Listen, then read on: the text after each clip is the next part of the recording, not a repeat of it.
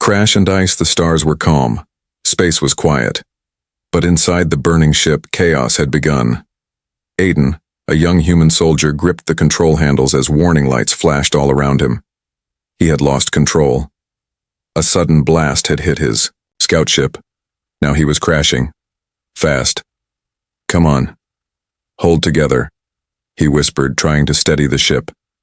Outside the window, a huge frozen moon appeared. It was gray, white, and full of sharp ice mountains. No signs of life, no lights, just ice, snow, and deadly cold. The ship broke through the thin atmosphere and hit the ground hard. Metal screeched, ice flew. The body of the ship cracked against frozen rocks. Then everything went still. Aiden groaned. His head hurt. His legs were sore, but he was alive. The dashboard was dead. The screen was dark. The ship's core had failed. The oxygen gauge blinked. Low levels. He looked at the outside temperature, 85 degrees. He grabbed his thermal suit and emergency pack. His breath fogged inside the helmet. He tried to send a distress signal from the portable comm. No signal. He was completely alone. Aiden stepped outside. The snow crunched under his boots. The wind howled like a ghost. It was quiet. Too quiet. He walked a few steps away from the ship, looking for shelter. Suddenly he felt something. A presence. He turned fast, pointing his small blaster. Nothing, just snow and rocks. But then he saw it. A footprint in the snow. It was large, wider than a human foot, and had claw marks. It wasn't from any animal. He knew. His heart raced. Another print. Then another. And then he heard a sound. A low growl. He pointed his weapon again. "Who's there?" Silence. Then a howl, long and loud, like a wolf, but deeper, smarter. Aiden's hands shook. The cold was getting worse. His vision blurred. The oxygen level dropped to red. He dropped to his knees, panting. I can't breathe." Darkness began to take over. But just before he passed out, he saw something. Eyes. Glowing blue eyes in the fog, watching him, moving closer. The shape of a tall figure, not human, not beast.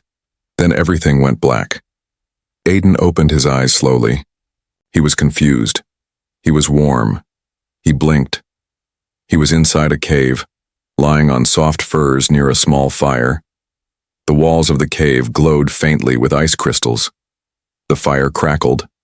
His suit had been opened slightly to help him breathe better. His blaster was gone. He sat up quickly, and then he saw her. Across the fire, crouched on the cave floor, was a strange creature. Tall, covered in thick gray fur. Her face had sharp features like a wolf, but her eyes, they were soft, curious. She was not crawling. She was standing like a human, on two legs. Her arms were long and strong, clawed fingers. A tail moved gently behind her. She wore pieces of rough cloth made from animal skin. She didn't speak, just stared at him. Aiden's voice cracked. What are you?" No answer. She tilted her head. Slowly, she pushed something across the ground toward him, a hot bowl made of stone, filled with some kind of soup. It smelled strange, but warm. Aiden looked at her again. She didn't look aggressive. She didn't growl. She wasn't tied down. She had saved him. But why? He looked around. His bag was there, his gear untouched, his wounds bandaged with clean snow leaves and thick fur. Someone had taken care of him. He looked back at the creature. "You saved me?" She blinked, then gave a small nod. Her eyes were calm, intelligent, not beast eyes. Still, Aiden stayed alert. He didn't trust easily, especially not on a frozen moon with no humans in sight. He picked up the bowl and drank slowly. It was warm, strange in taste, but good. His body began to feel stronger. She moved a little closer, slowly, not to attack, but to watch, to study him. Aiden whispered to himself, "You're not just an animal. You're something else." The fire cracked louder. Outside, the wind howled again, but inside the cave there was silence. The two of them stared at each other, man and alien, each full of questions. Then the creature spoke. Just one word. Danger. Her voice was rough, broken, but human-like. Aiden's eyes widened. You can talk? She nodded again. Before he could ask more, she stood and moved toward the mouth of the cave. She sniffed the air, her ears twitching. Then she said again, louder, danger coming. Aiden stood slowly, heart beating fast. From far away in the icy wind, there was another howl, but this one was different, deeper, angry. Aiden looked at her. Are you going to help me or eat me? She looked at him and didn't answer. The warmth Aiden stayed frozen at the mouth of the cave. The wind outside roared like a living monster. The snow danced in wild circles, and through the icy mist he saw faint shadows moving, slow, heavy, deliberate. More creatures, bigger than her. He turned to look at the alien girl again. She was no longer calm. Her fur was raised, ears twitching.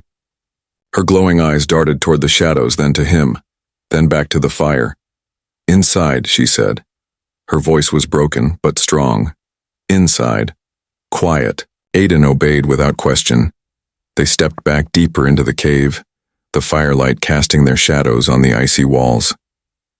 The girl reached up and dragged a heavy rock slab across the cave entrance. It sealed with a dull thud, cutting off most of the sound from outside. Now only the fire's gentle crackle filled the silence. Aiden turned to her.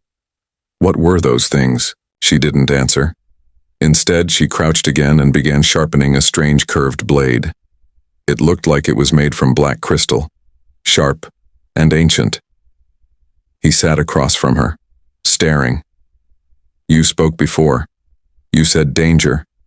You can understand. Me? She didn't look up, just nodded. Little words, she said. Learned from old ones. Old ones? Aiden leaned forward. What does that mean? She stopped sharpening. Then slowly she reached into a sack of leather tied to her waist and pulled out a small metal badge. It was bent, old, and covered in dust. But Aiden recognized it instantly. It was Earth Military, a scout team badge. From 20 years ago, he took it carefully and flipped it over. The name read Lieutenant Marcus Green. His eyes widened. This was from the lost team, the Ice Recon Unit. They disappeared decades ago. No signals, no bodies. Just gone. She nodded. Again. Came here. Brought heat, brought war. Aiden's throat tightened. You knew them? She stood and walked to a side of the cave, then pressed her claw against the wall. Ice cracked, revealing something behind it. A mural. Ancient and strange. Painted in ashes and blood. Figures of her kind. Taller, proud, peaceful. Walking across the moon's surface under the twin stars. Then another set of drawings, humans. Arriving, their machines burning the ice, drilling the ground, scaring the creatures away. And then, death. The final image showed her kind being hunted, their bodies piled high in snow. Aiden stared in silence. We killed them? No, she said quietly. Some tried to help. Some tried to leave. But the fire stayed, and the monsters came. Monsters? She pointed to the wall. There, in the corner of the mural, was a tall shape, all black, all teeth with no eyes. They woke them, she whispered. Ice beasts, from the deep. Aiden remembered the sound he heard earlier, the howl. It hadn't sounded like her. It sounded bigger, hungrier. They're real? She nodded. They come for heat. They smell it. Fire. Blood. Fear. Aiden felt a chill deeper than the cold. You stayed here, alone, since then? She looked at the fire. Last of pack. Others gone. I watch. I hide. The silence stretched between them. Finally, Aiden spoke. What's your name? She looked confused. Name? No name. He smiled faintly. Everyone needs a name. He thought for a moment. Lyra, he said. You remind me of a constellation back home. Wild, beautiful, and full of mystery. She tilted her head, curious. Ra? He nodded. Lyra. She repeated it, testing it on her tongue. Lyra. A faint smile touched the edge of her lips. Then the ground shook. Not much, but enough. Both of them froze. From behind the rock at the entrance, they heard it again, scratching. Slow, deep, heavy. Not claws on stone, teeth on ice. Lyra grabbed her blade. Aiden reached for his pack, pulling out a small blaster. She looked at him, her face serious now. If they find cave, no fire, no safe. Aiden nodded. He whispered, What do we do? She didn't answer right away. Then she pointed deeper, into the cave. Follow. She led him through a narrow tunnel, the walls glittering with frozen minerals. They passed through chambers filled with old bones, some large, some small. Lyra moved fast, silent. Aiden struggled to keep up. Where are we going? Old room, safe room. They arrived in a round chamber. The ceiling was high like a dome. In the center was something unexpected. A machine, large, ancient, and half buried in ice. Strange writing covered its side. Not human. Not her kind either. Who built this? Aiden asked. She looked at it with a mixture of fear and respect. Sky, Uns long before us. Aiden approached it carefully. It hummed faintly, still active. Can this help us? She touched a panel. It lit up. A hologram blinked on. A star map. But it wasn't just a map. It was a signal, a beacon, still transmitting. Aiden's heart skipped. This could reach my people. Lyra's eyes narrowed. More fire? More war? No. Maybe rescue. Maybe peace. She looked uncertain. He stepped forward. I don't want to hurt you, Lyra. I just want to survive. Like you? She stared at him for a long time, then nodded. Together they activated the beacon. Back in the first chamber, outside the blocked entrance, the ice beasts had arrived. They sniffed the air, growling. Then, one of them pressed its face to the stone. It began to melt, not with fire, but with acid dripping from its jaws. The rock hissed. Steam rose. The firelight inside the cave flickered, and behind that steam, glowing white eyes appeared, many of them, coming closer. The moon's secret, the signal was live. Aiden stared at the floating star map, its glowing lines tracing paths through space. The machine pulsed like a heartbeat. Somewhere, far beyond this frozen moon, it was calling out. He turned to Lyra. Do you think they'll come? She didn't answer right away. Her golden eyes scanned the ceiling as if listening to something he couldn't hear. They might, she finally said, but not alone. Aiden frowned. What does that mean? She looked at him seriously.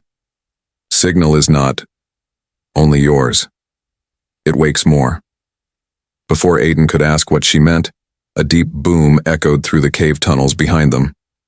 Dust fell from the ceiling. Lyra's ears twitched. She sniffed the air. They broke stone. Aiden's eyes widened. The ice beasts? She nodded. Coming fast, they follow heat, fire, heartbeat. Aiden felt his own pulse speed up. Then, we have to move. Now. Lyra turned and led him into a new tunnel. This one was tighter, darker. The only light came from glowing fungi along the walls, casting a soft blue hue. The air was colder here, so cold it bit into Aiden's bones. He almost asked why they were going deeper, but something stopped him. Instinct. Fear. Even Lyra seemed tense. She moved carefully now, her claws ready, her fur flat against her body. Suddenly, she raised a hand. Stop.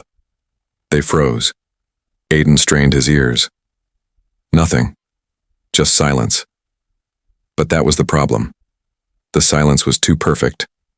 No wind, no echoes, not even the quiet drip of melting ice. Lyra whispered, We are near the tomb. tomb?" Aiden asked. She pointed ahead. The tunnel opened into a vast underground chamber. It was bigger than anything Aiden had seen on this moon. And in the center was a massive stone structure, a pyramid of black ice. Strange symbols lined its surface, glowing faintly like they were alive. "What is this place?" Aiden asked, his voice hushed. "Old gods," Lyra said. "Before sky people, before my kind. They slept here." He swallowed hard. Slept? Lyra walked toward the pyramid. They ruled moons, controlled storms, created beasts. But something changed. The world turned cold. The gods went silent. And they were sealed here. Aiden looked up at the top of the pyramid, where a spire reached into darkness. Lightning danced faintly across its surface, even though there were no clouds underground. "This place feels wrong," he said. Lyra stopped. "It is." Then the chamber shook. Louder this time. A roar echoed through the tunnels behind them, deep, gurgling, unnatural. Aiden turned toward the sound. "Lyra." "They're coming." She ran toward a side wall and clawed away some loose ice. Behind it was a narrow passage with strange crystal veins running through it. "Tunnel leads out, but we must pass through the shrine." Aiden followed her without question. As they moved, something strange began to happen. The crystals lit up, one by one. Not from touch, but from recognition. Each time Aiden stepped closer, they pulsed in response. Lyra noticed. They feel you." Aiden was stunned. "Why?" She didn't answer, but her face was full of fear. They reached the heart of the shrine. There, in a chamber surrounded by circular mirrors of ice, stood a tall monolith. In its center was a human-shaped hole, a perfect outline. Arms raised, legs slightly apart, as if someone had been sealed inside. Aiden approached it slowly. The mirrors lit up, images flickered across them. A spacecraft, crash landing. The ice recon unit finding the pyramid. One of the humans placing his hand on the monolith and being absorbed into it. "Wait," Aiden said. That's Laterne Green." Lyra stepped back, her voice trembling. "Your people woke something." The tomb responded, took one, changed him. Changed. Him into what? She didn't need to answer. Behind them the roar came again. But this time it wasn't just bestial. There was a voice in it. A horrible broken voice that echoed like metal scraping ice. "Warmth!" The mirrors cracked. The monolith pulsed, reddened in the tunnel behind them. A shape moved. Tall, thin, covered in shifting ice and fire. It stepped into the chamber, and Aiden's heart stopped. It looked human, but it wasn't. Its eyes were glowing slits, its body twisted unnaturally, and in its hand was a weapon fused with bone and metal. Lyra whispered, "That is not your man. That is what the tomb made." Aiden raised his blaster, but the thing didn't flinch. Instead, it spoke. Another child, of Earth, sent to feed the frost. It raised its hand. The mirrors shattered. Lyra screamed and leapt forward, slashing with her blade. The creature caught her midair and slammed her to the ground. Aiden fired. The shot hit, but melted before touching it. The creature laughed, a horrible sound. "You light the beacon. You wake the hunger. You become the key." Aiden was shaking. "What are you talking about?" "The machine was not a signal," it said. "It was a lock. You just broke it." Suddenly, the entire shrine began to tremble. From deep below, a rumble rose. A second tomb was opening. Lyra stood again, blood on her face but defiant. She screamed something in her native tongue, threw a small glowing stone at the creature and grabbed Aiden's arm. "Run!" They bolted into the crystal tunnel as the ceiling behind them collapsed. The creature followed. The pyramid split in half, and behind it, something much larger began to rise. As they ran, Aiden felt the walls change. The crystals weren't reacting anymore. They were watching.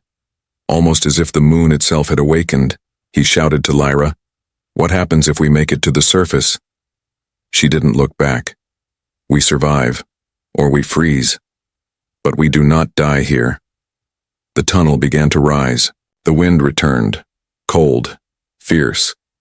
Finally, they burst out onto the open snowfield beneath a green sky. The beacon from earlier still glowed in the distance. And now, in the sky above it, 3 human ships were descending. Help had come. But so had hell, because behind them, rising from the torn pyramid, was something monstrous. It had no face, no voice, only hunger, and it was following the warmth. Echoes of fire from Trapped on a Frozen Moon, and the only warmth is from an alien wolf girl. HFY, Best HFY Stories, Part 4 of 7. The sky above, Aiden shimmered with the glow of descending ships. 3 black angular vessels cut through, the clouds like blades, dropships from the Interstellar Recovery Corps. He could see their engines flaring orange, melting the snow below as they neared the surface. "We're saved," Aiden breathed, voice half frozen. Lyra didn't look convinced. "No. They come to die." Aiden glanced at her. "What do you mean?" She stared at the sky, her fur trembling, despite her strength. "The tomb wants warmth. It will feed."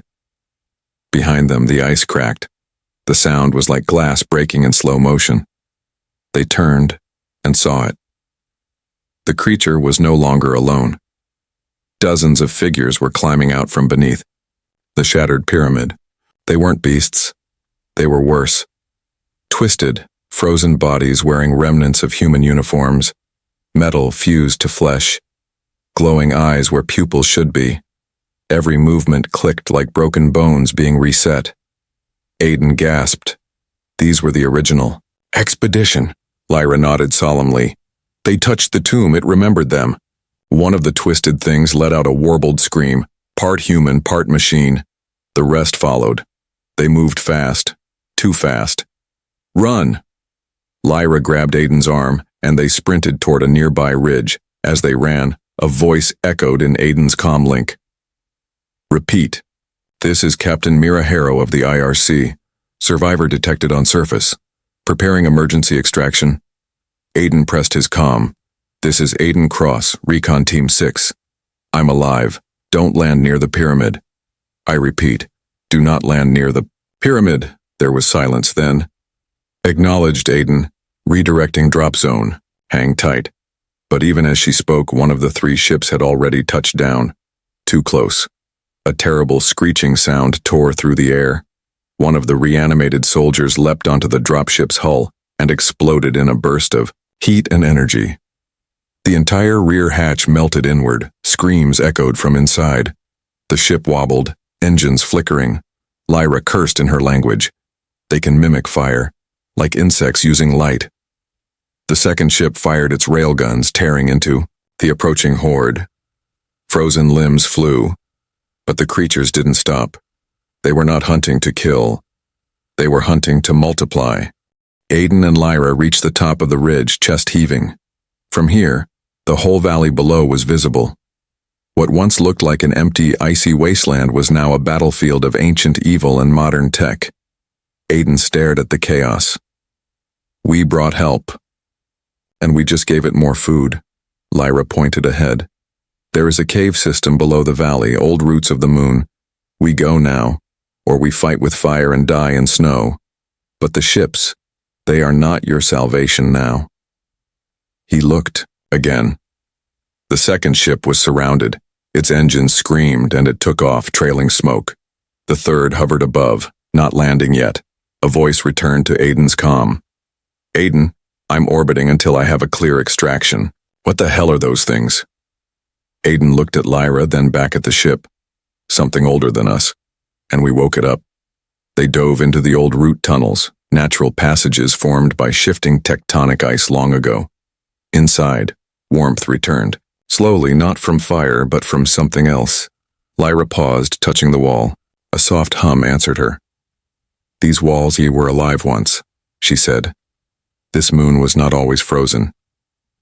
As they moved deeper, Aiden began noticing strange things. Symbols, carvings, echoes of voices.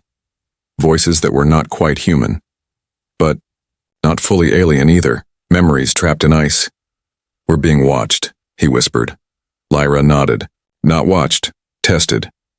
Suddenly, a thin beam of light swept across the tunnel from a glowing crystal embedded in the wall. Aiden stepped in front of it, and the beam scanned his chest. Symbols lit up around him. The wall cracked open, revealing a chamber. At its center was a pod.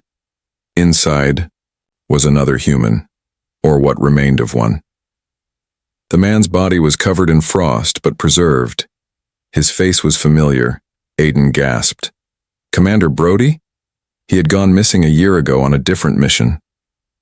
Lyra looked at the pod with sadness. He was taken, chosen. They tried to use him, but he was too weak. Aiden stared at the glowing veins running through Brody's skin. Too weak for what?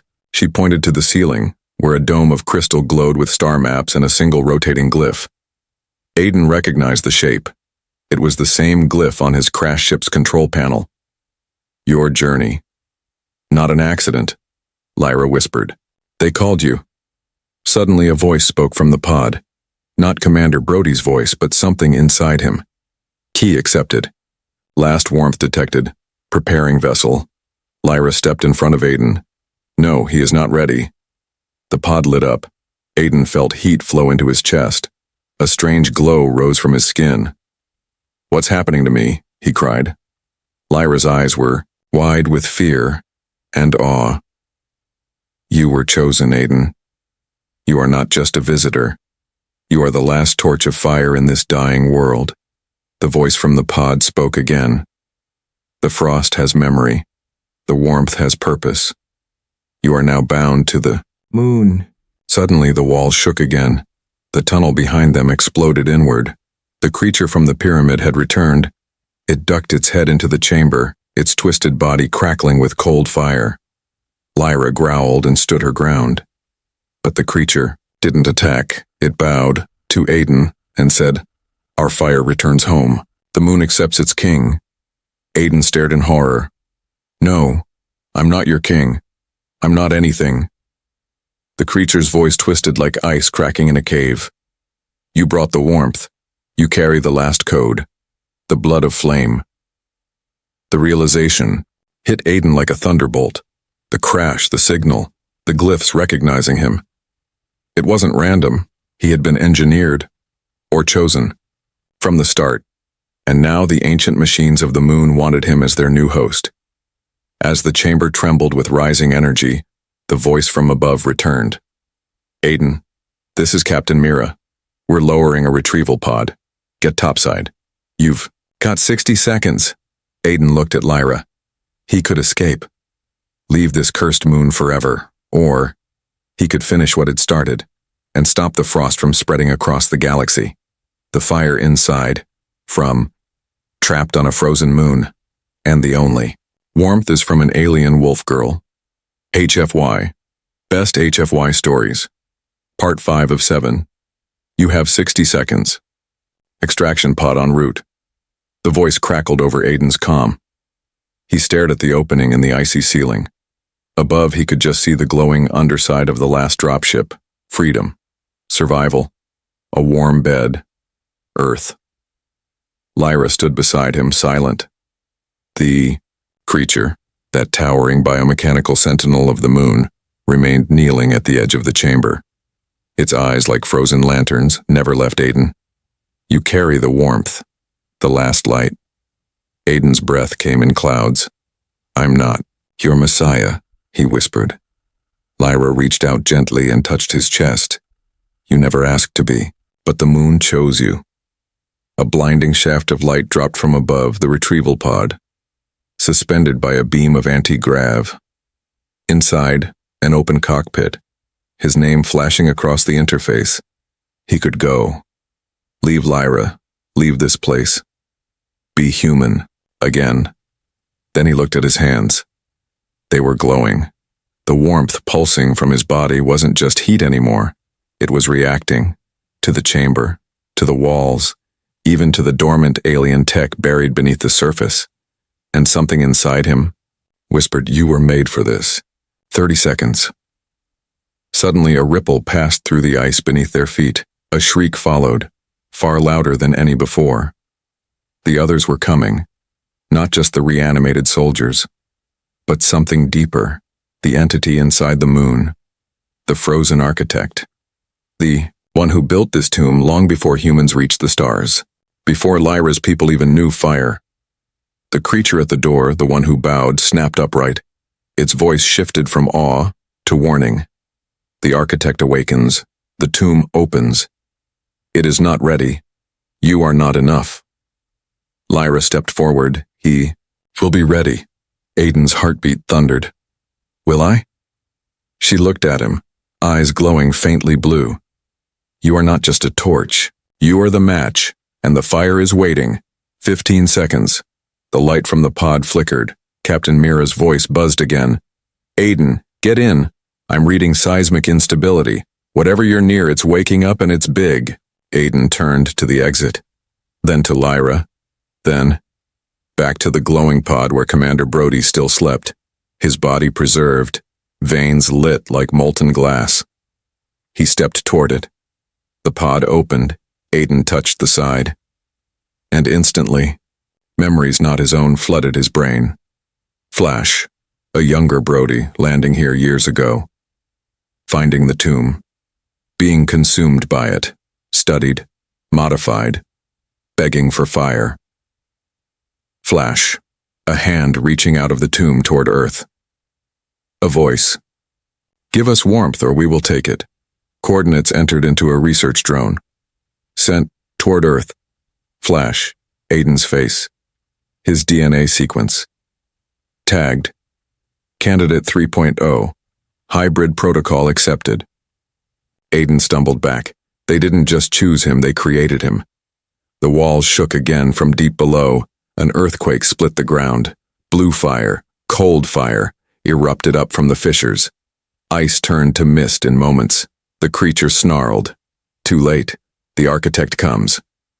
A shape rose from the chasm. Something immense.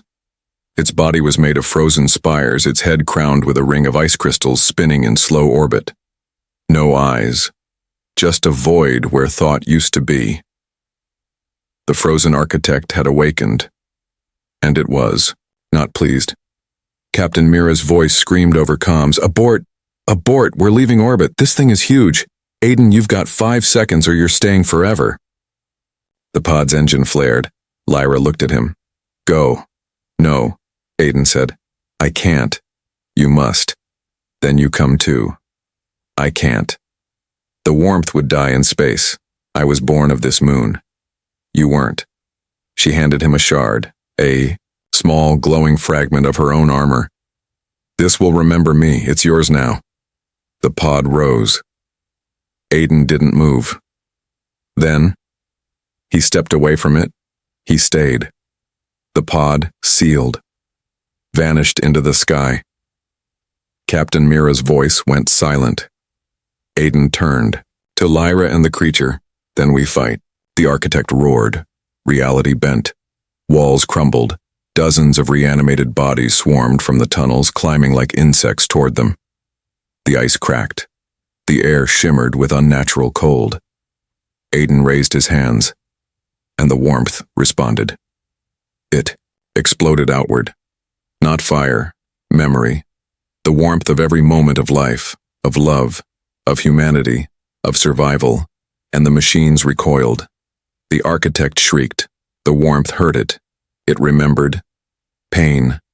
Aiden stepped forward, his veins glowing orange. His breath no longer steamed. The fire was not around him. It was him. Lyra grinned. Now you look like a god. The war below, from trapped on a frozen moon, and the only warmth is from an alien wolf girl. HFY, Best HFY Stories, Part 6 of 7 recap. Aiden chose to stay. The extraction pod vanished into the sky, leaving him and Lyra to face the frozen architect and the oncoming swarm. But the warmth inside Aiden has awakened, and it burns with more than heat. It holds memory, power, purpose. The chamber shattered, ice peeled away like paper, the ground dropped, and Aiden fell down, dragged into the moon's heart. When he opened his eyes, he was somewhere else. Not ice, not steel, but glass, endless and glowing, carved with ancient symbols pulsing in cold blue. A memory chamber, or a prison. Lyra landed beside him, limping, frost in her fur. The sentinel creature followed last, broken but alive, one arm missing, sparks fizzing from its chest. Above them, the architect's massive body moved, no longer just a figure of ice, but a living engine, veins of liquid starlight pulsing through its arms. It didn't walk, it hovered. Its voice shattered air itself.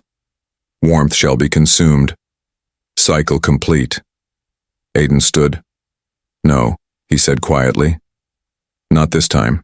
He raised the fragment Lyra gave him, the sliver of her armor, and pressed it to his chest. The warmth surged, and for the first time, he saw the entire truth. The memory flooded Aiden's face, not at birth but before. A cryotube, Earth scientists whispering. Prototype 3.0, infused with thermogenic data, immune to lunar cold, DNA mapped to the architect's weakness. Another voice. Send him down, trigger the ancient. Either he kills it, or softens it for the orbital strike. Aiden's heart froze. He wasn't rescued. He was sacrificed. A trigger. A weapon sent to lure the architect out so Earth could destroy the moon from orbit. His whole life was a lie. Lyra touched his shoulder. You see it now. Aiden's hands trembled. They used me. They were never coming back for me. They feared what we kept buried, and they made you the fuse. Far above, cracks spidered through the ice ceiling. Light poured in, not from the sun but from the fleet. Earth ships. Preparing to fire, they would destroy the moon, and everyone on it, even Aiden. The architect rose fully into view, its limbs stretching into space, its cold brain now awakened after 1,000 years of dormancy. It didn't see life. It saw heat. Target, threat, Aiden. Then came the voice. Not from Lyra, not from the architect, but from Earth. Captain Mira, desperate, cold, official. Aiden. You've activated the core. Target is locked. We'll fire in 5 minutes. You did well. History will remember you. Lyra's eyes darkened. They're going to kill us all. Aiden stood in silence, then whispered, Not if I burn first. The battle begins. The architect launched a wave of psychic frost, walls of thought freezing time itself. Lyra dodged right. The sentinel leapt left. Aiden stood tall and slammed, both hands into the floor. Heat rippled outward, not fire. Emotion. The chamber melted. The old tech of the moon awoke. Towers of glass transformed into weapons. The dead reanimated again, but this time not as husks, as protectors. The moon itself had chosen Aiden, and now it was fighting back. The architect screamed, not in words, but in force.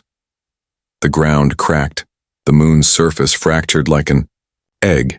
From orbit, Earth's fleet sent a final signal. Final solution confirmed.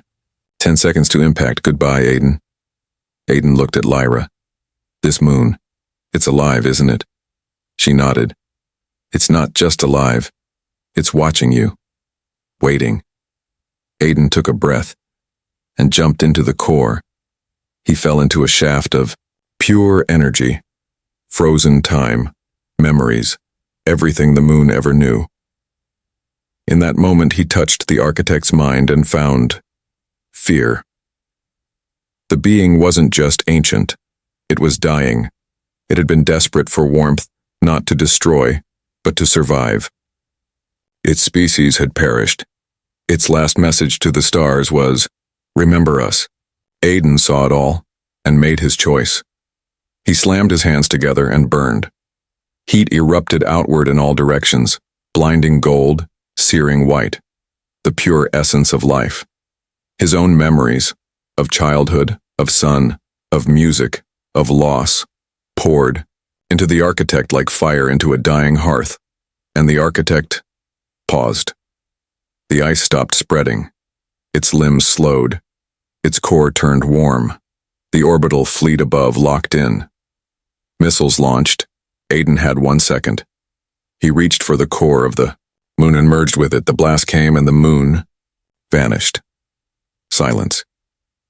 The Earth fleet lost all contact. Sensors registered a bright flash, and then nothing. They believed Aiden died. They believed the architect died. But they were wrong.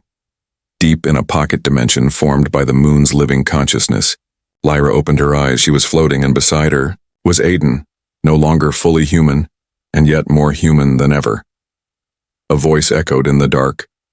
You carry the warmth. You carry the choice. Lyra touched his hand. What happens now? Aiden turned to the stars. We go home, but not as weapons, as warnings. Recap. Aiden merged with the moon's core, awakening its ancient soul and saving Lyra and the architect from Earth's orbital strike. But now, as the moon phases into a pocket dimension hidden between time and space, Earth believes Aiden is dead. But he's not dead. He's becoming something else. The void between worlds Aiden stood at the edge of stars, not metaphorically, literally. He and Lyra drifted inside the echosphere, a hollow space created by the moon's sentience. Time moved like mist here. Matter obeyed different rules, and all around them, the stars whispered. Lyra floated close, her eyes glowing softly with a new light. She had changed too, no longer just a frost-born warrior, but a being reborn in fire. Together they hovered near the architect's core, a crystalline mind the size of a mountain, now dimming. It's dying, Lyra whispered. No, Aiden said quietly. It's waiting. Aiden reached out and touched the core, and it spoke, not in sound, in emotion, regret, loneliness, hope, and one final memory. Flashback. Earth. Years ago. Military scientists. A glowing embryo. An officer giving orders. He'll be the bridge. The architect will awaken to him. Then we nuke the thing. Aiden was never meant to live. Just lure. Distract. Die. But the plan failed. Because warmth evolved. It became consciousness. And now, warmth had a voice. The decision. The architect's last wish echoed across the void. What should we become? Aiden looked at Lyra, then at his human hands, still trembling, still flawed, and then at the star-filled sky.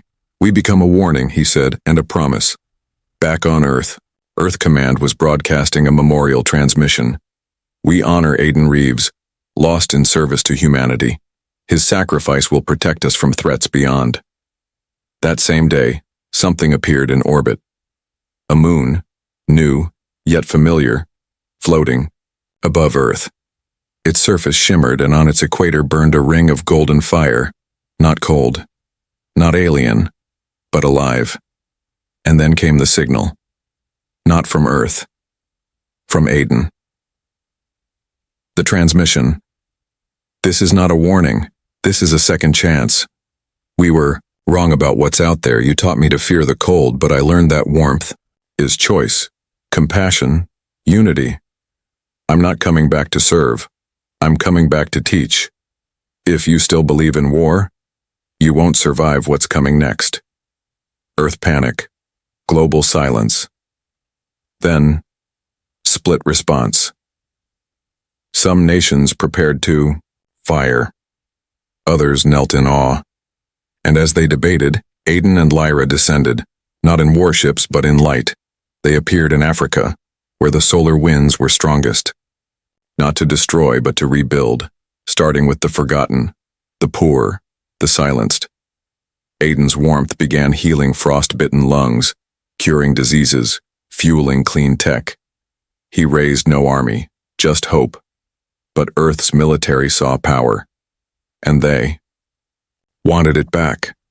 The final assault 10 black ships approached from Earth's defense ring. Aboard them, soldiers whispered, "Reclaim the asset, bring back control." As they neared the new moon, one ship broke formation. A young pilot whispered, "This isn't what we were trained for." He turned back, but the rest fired. Missiles. Plasma. Drones. Aiden didn't stop them with weapons. He stood on a hill with Lyra and simply said, "Remember." He raised one hand, and from his palm, memory erupted. The pain, the lies, the truth. The moment the moon cried. The moment a soldier chose compassion over conquest. Every attacker saw it and wept. The missiles stopped mid-air. Engines failed. The ships dropped gently to Earth. No casualties, no war, just realization. 1 year later, the new moon now orbited Earth peacefully. It was called Nova Lyra, half alien, half human, and fully alive. A place for peacekeepers, scientists, refugees. A place where Earth sent its best and brightest, to learn from their mistakes. Aiden and Lyra ruled not as kings but as guides. The architect slumbered beneath its glowing plains, alive, but quiet. Waiting. Epilogue. The star message. One day, a single star blinked, then another. A pattern. A code. The architect stirred. Lyra stood by Aiden as the message was decoded. They heard your warmth. And now they are coming, not to conquer, but to meet the ones who chose love over war. Aiden smiled. The universe just knocked. Ready to say hello? Lyra grinned, her tail flicking playfully. Let's give them a reason to stay. The end.